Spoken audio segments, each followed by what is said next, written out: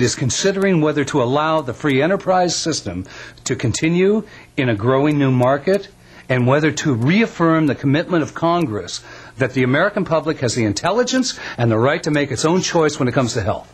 And in a larger sense, Congress is also deciding whether the entrepreneurs and small businesses which develop the market for dietary supplements will be allowed to continue to service the market as it grows, or to restrict that entrepreneurial segment and pave the way for the giant drug and pharmaceutical industry to take over this developing market.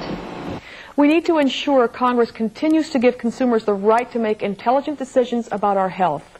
Congress must stop the FDA from demanding expensive drug-level proof of safety tests. At an average of $200 million per ingredient spent on testing, the small entrepreneurial companies which make up the dietary supplement industry will dry up. They will no longer be in the market to compete with the gigantic drug and pharmaceutical industry. But what if this level of proof of safety has been taken care of in another way? Let's see. The FDA's major stated concerns about dietary supplements are safety and the possibility of health fraud. Now, come on.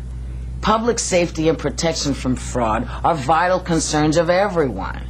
But there is already ample proof of dietary supplement safety beyond the level of the FDA's stated standards. And there is an easy way to virtually eliminate health fraud in the dietary supplement industry.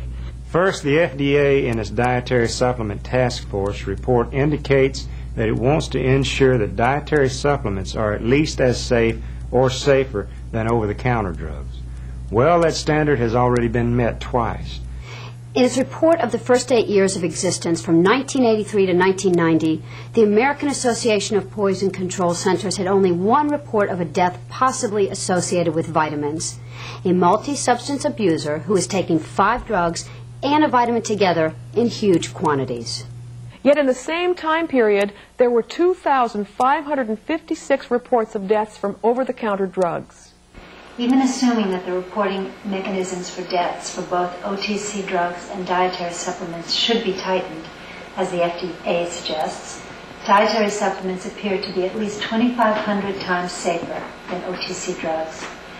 But let's assume that the reporting mechanisms were not tight enough, and there were 10 deaths instead of just 1, associated in some way with vitamins.